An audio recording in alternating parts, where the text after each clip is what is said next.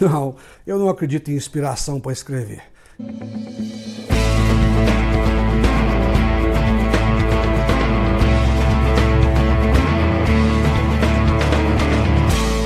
José Maria, o escritor Stephen King, em seu livro sobre a escrita, diz que se você não estiver disposto a sentar a bunda na cadeira por horas e horas, é melhor desistir de ser escritor.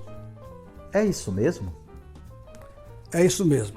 Escrever é um trabalho que exige muita determinação, muitas horas sentado, muita solidão e muita disposição para o trabalho, de refazer, ler de novo, começar de novo, jogar fora. É um trabalho realmente que exige muito da pessoa. Não só a solidão, o isolamento, mas horas e horas e horas. O Stephen King podia até dizer que é fácil de escrever, já que ele produziu mais de 60 romances. Mas ele sabe que não é. Mesmo ele, com todo o sucesso que tem, com tanta obra, sabe que escrever é uma dificuldade imensa. Precisa ter muita coragem, muita disposição e é muito trabalho. Muitas horas de bunda sentada na cadeira, como ele diz. Neste caso, o que você recomendaria, José Maria, para essa turma nova aí que está querendo se iniciar no trabalho da escrita? Quem está começando a escrever tem que ler muito, tem que aprender com quem já trilhou parte do caminho. Não há segredo fora desse. Tem que estudar, tem que ler, tem que aprender, tem que ler outros escritores, ver como eles deram soluções para os enredos, para as estruturas, para as construções de personagem. Sem perceber, o novo escritor, o aspirante a escritor, vai aprendendo lendo. E, claro, praticando diariamente, se possível, se não com uma rotina muito eficaz, quer dizer, sempre trabalhando. Não se afaste muito tempo do seu texto. Continue mexendo, tem hora que é uma angústia muito grande para qualquer um, viu? Um escritor famoso, grande, talentoso, gênio, prêmio Nobel, está sempre dizendo, é muito difícil escrever, sofro muito para escrever, então não se angustie. Leia e escreva e repita, e escreva e repita. E leia muito, sempre. É o conselho que todos os grandes escritores dão para os seus leitores ou para os seus discípulos de literatura. Você acha que suas obras são politicamente engajadas ou um escritor não precisa se preocupar com isso? Um escritor tem que ser, antes de mais nada, autêntico. Engajado ou não, autêntico.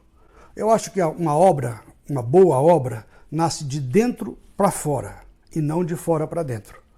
Então o escritor, se ele é um sujeito engajado, se ele tem preocupações sociais, se ele tem angústias sociais, se ele tem angústias políticas e consegue pensar uma história onde essas angústias façam sentido e de alguma forma deem o recado dele, ele vai acabar fazendo uma obra interessante. Se ele parte de uma causa para inventar uma obra, tem muita chance de ser uma obra artificial. Isso é comum na história da literatura, a gente encontrar obras muito artificiais porque o escritor quis ficar bem com uma causa ou quis defender uma causa. É meio difícil. Eu acho que o escritor tem que ser, antes de mais nada, autêntico. Dono dele mesmo, sem ficar com amarras, peias, compromissos antes de escrever. Sei que essas palavras podem até ser mal interpretadas num momento como os de hoje, mas eu acho a autenticidade acima de tudo. Voz literária, personalidade literária. O que você quer dizer? Quem é você? Qual é o seu mundo? Isso é a obra, isso é o escritor. Essa é uma pergunta que eu sempre faço porque ela causa polêmica, ela causa uma enorme discussão. José Maria, você acredita em inspiração para escrever? Não, eu não acredito em inspiração para escrever. Escrever é sentar e buscar a inspiração, esperar que ela venha, e se não vier, trabalhar no texto que já foi pronto ou criar coisas novas. Inspiração é meio desculpa. Não escrevi porque eu não tive inspiração. Acho que a gente tem que ter rotina. Com a rotina, a inspiração vem, com o silêncio, a concentração, a leitura do trecho que já se fez, ou a busca sentado, calado, buscando o começo de um texto, de um parágrafo, de um capítulo. É assim que é trabalho. Inspiração eu acho que ajuda. Talvez você está tomando um café, vem uma ideia, mas nem diria que é inspiração, vem uma ideia, mas que já estava meio te perseguindo nas suas angústias de achar o caminho. E aí você senta lá e trabalha. Mas eu acho que é mais trabalho, como diria, já ouvi por aí, 5% inspiração, 95% suor, trabalho e dedicação. Você tem 2 romances publicados. Fala pra gente aqui qual é a sensação que o escritor tem ao colocar o que tradicionalmente a gente chama de ponto final na obra. Quando colocamos um ponto final num romance, se eu tivesse que escolher uma palavra para definir esse momento, essa sensação, é de alívio. Logo depois a gente descobre que é um alívio momentâneo. Mas é um alívio, porque a gente já tem a ideia de que a história foi contada, não está pronta, com certeza não está pronta. Nós vamos voltar a ela várias vezes, nós vamos reescrever várias vezes, mas esse é um outro trabalho, é um trabalho esse sim, quase gostoso, porque você já tem a história toda, você já sabe, você vai procurar pontos que estão obscuros, pontos que estão confusos, alguma passagem de tempo que está errada, alguma informação que pode estar errada, mas na verdade a sensação de concluir um romance é de alívio, alívio total. À luz da sua experiência, José Maria, você acha que escrever é um trabalho bom, é um trabalho gostoso, é um trabalho prazeroso? Por tudo que nós já conversamos aqui, escrever está muito longe de ser um trabalho prazeroso, pelo menos no sentido mais comum que a gente dá à palavra prazer ou prazeroso, né? Escrever exige muita dedicação, muito trabalho, muitas horas sozinhos, abrindo mão de algumas coisas para poder ficar concentrado, para ficar solitário, para conseguir escrever. Então eu diria que não é um trabalho fácil, nem gostoso, nem prazeroso. É um trabalho necessário, a gente tem aquela necessidade, tem aquela vontade que nos empurra, seja para o computador, para a caneta, para a máquina de escrever, se alguém ainda escreve em máquina de escrever, mas enfim, é uma vontade, uma necessidade e quase uma obrigação emocional, mas gostoso, prazeroso não é, dá muito trabalho. E agora responde para a gente o seguinte, um escritor, ele nasce feito ou ele se torna um escritor? Não, um escritor não nasce feito, ele se forma.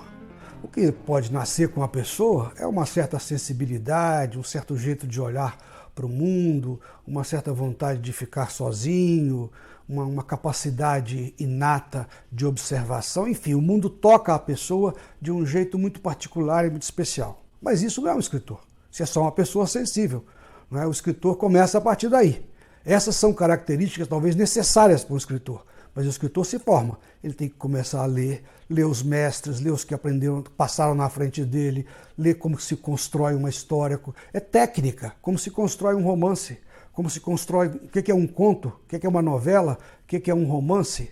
Não é? Um romance tem estrutura, o romance pode começar pelo final, pode começar... Isso é técnica. Então um escritor, na verdade, ele se forma a partir das referências que ele vai acumulando ao longo da vida. Tanto a experiência de vida, como as observações, mas principalmente leitura, muita leitura, e claro, já falamos aqui, muita determinação para o trabalho, como diz o querido Stephen King, sentar a bunda na cadeira e trabalhar. O escritor se forma.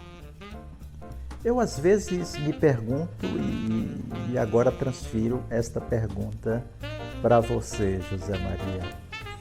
Você acha que vale a pena escrever, insistir em escrever, num país onde tão poucas pessoas leem?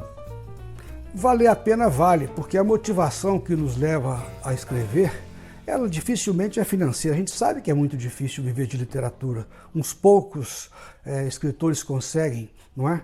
Então a gente tem uma necessidade de escrever. Então valer a pena vale, até porque a gente não pode fugir disso. Não dá para evitar isso. Eu tenho uma frase que foi eu mesmo que inventei, que eu costumo brincar, é o seguinte: a arte é tudo aquilo que a gente não consegue evitar. Ou seja, é quase uma obrigação, é quase uma condenação escrever. De fato, é muito triste escrever num país em que há pouquíssimo nível de leitura, há pouquíssimos leitores, escolas precárias, professores esforçados, lutando com muita dificuldade, mas sem condições de estimular. Livro, de certa forma, é caro para todo mundo, é caro para a editora que faz, é caro para para a pessoa que compra, enfim, é muito triste, meio desolador, mas vale a pena, eu diria que vale, professor, porque a gente não escreve motivado por razões muito externas, não. São razões internas, são razões que nos obrigam a dizer alguma coisa. Nós temos uma história para contar, nós queremos contar essa história e ninguém nos tira essa vontade, nem as dificuldades que encontramos pelo caminho. A propósito da pergunta anterior, por que se lê tão pouco no Brasil? O que você acha disso? Leitura é um hábito. Se a gente não tem o hábito, a gente não vai ler. Num país tão desigual como o nosso, onde as escolas sofrem com muita dificuldade, onde o poder público dificilmente se interessa para valer pela educação, e professores que não têm condições de se aprimorar, de entender a evolução da molecada e aí conseguir encontrar um mecanismo de criar nessa criançada, nesses jovens, o hábito de ler, nós vamos ser um país que lê pouco sempre. O segredo é esse, um hábito. Temos que cultivar esse hábito, temos que incentivar as crianças de todas as formas. Isso não isenta os pais, não. Independentemente de classe social, os pais, mesmo que pobres, têm a obrigação de estimular, de comprar um livro, de levar os meninos para passear numa biblioteca, para passear numa livraria, não é? É um processo de educação, viu, professor? Difícil. Dá uma tristeza na gente ver um país tão grande, de 200 milhões de habitantes e com tão poucos leitores, mas infelizmente é uma questão de hábito. Nós não encontramos ainda a maneira de criar hábito num número cada vez maior de pessoas, infelizmente. Ler é hábito. O seu primeiro livro lançado, e o mais conhecido, chama-se Menino Pelado. Eu já tive a oportunidade de ler, gostei muito e agora estou relendo alguns trechos aqui e ali, né, para fazer alguns registros. Responde aí pra gente como é que foi o processo de criação e de construção, de elaboração desse livro. Menino Pelado é um livro inspirado em acontecimentos da minha infância. Ele reflete a vida de famílias que viviam em canteiros de obras de uma construção de estrada nos anos 60 no interior da Bahia. Minha família era uma dessas famílias. Eu era lá uma criança de 5 anos de idade, mas aquilo me marcou muito. Depois nós mudamos de vários acampamentos, que serão objeto dos próximos livros. É uma tetralogia, ele é o primeiro, Menino Pelado é o primeiro livro dessa tetralogia. Mas é um livro ficcional. Na verdade, eu me inspirei naquele ambiente, naquelas pessoas, naqueles tipos, naqueles acontecimentos, mas é um livro, é um romance ficcional. Não é a biografia de ninguém, não é a biografia daquelas famílias e não são tão poucos memórias da minha vida. Eu juntei um monte de situações e construí uma história com aqueles personagens, com aquelas famílias, e com uma preocupação muito, muito intensa. Eu queria que o ambiente fosse um personagem do livro. Então o leitor vai perceber que ao longo do livro, em todos os capítulos, o ambiente surge como com descrições muito pormenorizadas, muito detalhadas, porque é um livro que eu queria que o ambiente tivesse presente o tempo todo como pano de fundo da história, porque o que me tocava muito naquele universo era o ambiente. A dificuldade das famílias, as casas cobertas com palha de coqueiro, sem médico, sem escola, sem saúde. Era uma dificuldade muito grande e aquela resiliência daquelas pessoas, daquelas famílias, era uma espécie de esperança. Trabalhar naquela construtora, ainda que muito difícil, era melhor do que a vida que eles levavam com muita dificuldade na roça. Então eu quis que o ambiente fosse um personagem. E criei personagens da minha percepção, da minha infância. Eu não sou personagem, eu não estou retratado no livro em nenhum personagem. Não tem nenhum personagem ali que se pareça muito com o que foi a minha vida. O que eu fiz ali foi construir uma história em torno de um ambiente e de tipos que eu vi e depois me contaram, e nós ficamos 15 anos nessa construtora. Ao longo desses anos todos eu fui escutando as histórias desses personagens, tipos muito diferenciados, era um agrupamento de pessoas diferentes, vindo de lugares diferentes, normalmente de Minas Gerais, mas de lugares diferentes. Muitos costumes, crenças, confusões, ciúmes, inveja, tudo que compõe o universo humano tinha ali naquele agrupamento, naquele acampamento de 3 ruas de terra.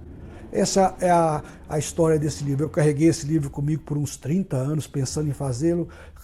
Comecei, nunca dei cabo dele. Só em 2017 que eu consegui realmente achar uma voz narrativa, achar quem ia contar a história, e aí contei a história e, graças a Deus, está sendo muito bem recebida pelos leitores. Essa é um pouco, resumidamente, a história de Um Menino Pelado.